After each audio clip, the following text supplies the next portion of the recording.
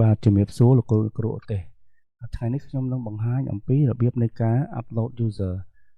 ចំនួនច្រើនក្នុងពេលតែមួយជាដំបូងលោកគ្រូត្រូវតែមាន file មួយឈ្មោះថា CSV អញ្ចឹងខ្ញុំនឹងបង្ហាញ file CSV នោះបាទ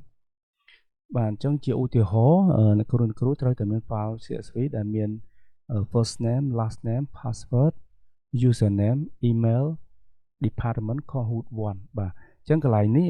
វាជា format សម្រាប់ធ្វើការ upload ចូលក្នុងមេរៀនបាទអញ្ចឹងបន្ទាប់ពីលោកគ្រូបានបំពេញឈ្មោះសិស្សមួយអីអស់ហើយលោកគ្រូនឹង save ទៅជា file CSV អញ្ចឹងកន្លែង department នេះលោកគ្រូត្រូវតែបង្កើត department មួយនៅក្នុង LMS អញ្ចឹងទៀតខ្ញុំនឹងបង្ហាញអំពី department របៀបនៃការបង្កើតបាទអញ្ចឹងកន្លែងនេះខ្ញុំចង់កត់សម្គាល់អំពីត្រង់លេខកូដក្បាលលេខកូដដំបូងនេះគឺ PL សំដៅឲ្យឈ្មោះសាលាអានេះខ្ញុំយកសាលាព្រែកលៀបយកមកឧទាហរណ៍អញ្ចឹងសាលាព្រែកលៀបមានថ្នាក់ទី 8 B1 អាហ្នឹងវាមាន B2 B3 ទៀតហ្នឹងណាបាទអញ្ចឹងសាលាថ្នាក់ទី 8 B1 ហ្នឹងមានចំនួនសិស្សឧទាហរណ៍ថាខ្ញុំឧទាហរណ៍ថា6នាក់ចុះបាទអញ្ចឹងក្នុង Kahoot ក៏យើងដាក់ដូចគ្នាដែរអញ្ចឹងដាក់department និង Kahoot ឈ្មោះដូចគ្នាទៅបាទអញ្ចឹងបន្ទាប់ពីលោកគ្រូបានបំពេញទិន្នន័យរបស់សិស្សហើយលោកគ្រូយកពាក្យថា save ហើយយកពាក្យ format នេះកន្លែង format CSV ហ្នឹងគឺយក format បែបហ្នឹងណាបាទអញ្ចឹងលោកគ្រូយកពាក្យ save មកជាការស្រេចបាទបន្ទាប់មកទៀតលេខកូដដែលលោកគ្រូនឹងត្រូវទទួលបានពីក្រុមការងាររបស់ EBC គឺត្រង់កន្លែង Kahoot 1ហ្នឹង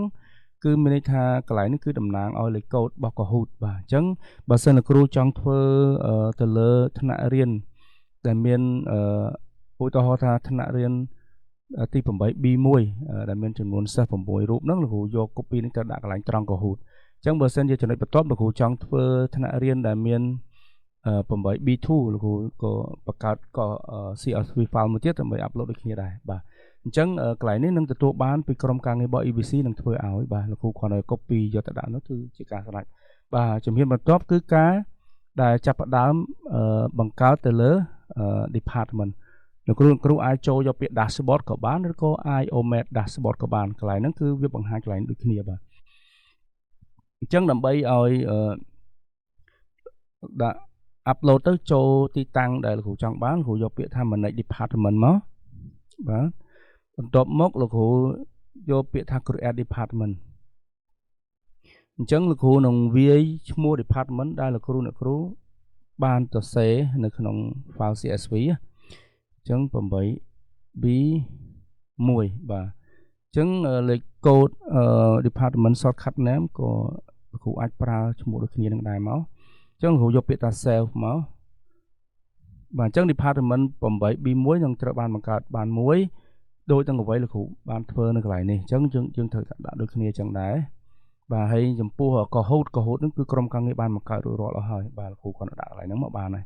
អញ្ចឹងលោកគ្រូខ្ញុំសាកបង្កើតមួយទៀត 8B2 បាទអញ្ចឹងខ្ញុំដាក់ថា BL.8B2 បាទអញ្ចឹងនេះកន្លែងឈ្មោះ full ហើយខ្ញុំដាក់ថា shortcut ឈ្មោះ 8B2 អញ្ចឹងបាទជំហានបន្ទាប់គឺការចាប់ផ្ដើម enroll សិស្សupload សិស្សចូលទៅក្នុង LMS បាទអញ្ចឹងដើម្បី upload សិស្សចូលក្នុង LMS បានលោកគ្រូចូលពាក្យថា user បន្ទាប់មកយកពាក្យថា upload user បាទបន្ទាប់មកទៀតលោកគ្រូយក browse កន្លែង file ដែលលោកគ្រូបាន save ហ្នឹងអញ្ចឹងគឺ file មួយនេះអញ្ចឹងលោកគ្រូបាន save នៅទីតាំងកន្លែងណាលោកគ្រូអាចរកតាមកន្លែងដែលគ្រូបានដាក់ហ្នឹងចុចលើពាក្យ browse មកបាទខ្ញុំបាន save នៅលើ desktop អញ្ចឹងខ្ញុំនឹងទៅរកនៅកន្លែងទីតាំងរបស់ខ្ញុំបាន save នឹងឈ្មោះនេះដែលខ្ញុំបាន save file នោះជា PLB81 CSV បាទអញ្ចឹងលោកគ្រូយកពាក្យ upload បន្ទាប់មកចុចលើពាក្យ upload ម្ដងទៀតបាទត្រង់កន្លែងចំណុចនេះលោកគ្រូអាច preview role បើសិនជា user មាន10រូបលោកគ្រូដាក់10មកមាន20លោកគ្រូដាក់20អញ្ចឹងកន្លែង upload type នេះលោកគ្រូយកពាក្យថា add new only ហើយវានឹង skip រាល់ user ចាស់ដែលបាន upload ពីមុនអញ្ចឹងលោកគ្រូយកពាក្យ upload មកបាទបន្ទាប់មកវានឹងបង្ហាញបែបនេះលោកគ្រូនឹងឃើញខាងក្រោមបាទអញ្ចឹងកន្លែង new user password ហ្នឹងលោកគ្រូអត់ត្រូវការឲ្យខាង system create ថ្មីហើយផ្ញើតាម email ទេអញ្ចឹងលោកគ្រូយកពាក្យថា fill require in file មានន័យថាយក ទិន្នន័យដែលលោកគ្រូបានដាក់នៅក្នុង file CSV នឹងតែម្ដងបាទបន្ទាប់មកលោកគ្រូយកកន្លែង send receive នេះយកពាក្យថា no ដើម្បីកុំឲ្យពេលដែលហ្នឹងខាងវាមាន password មួយសម្រាប់ send ទៅខាង email អញ្ចឹងមិនឲ្យ send ទេបន្ទាប់មកកន្លែងdepartment លោកគ្រូយកពាក្យថា BL8 B1 ដែលលោកគ្រូបានបង្កើតបាទដែលខ្ញុំបានបង្កើតមុននឹងបំបញ្ញមិញហ្នឹងអញ្ចឹងលោកគ្រូយកពាក្យ upload តែម្ដងមកអញ្ចឹងត្រង់កន្លែងនេះគឺអត់មាន error អត់មានបញ្ហាអីទេមានន័យថា user ត្រូវបាន upload ដោយជោគជ័យអញ្ចឹងលោកគ្រូអាចផ្ទៀងផ្ទាត់ទៅលើនេះឡើងវិញទៅបានអញ្ចឹងលោកគ្រូយកពាក្យថា continue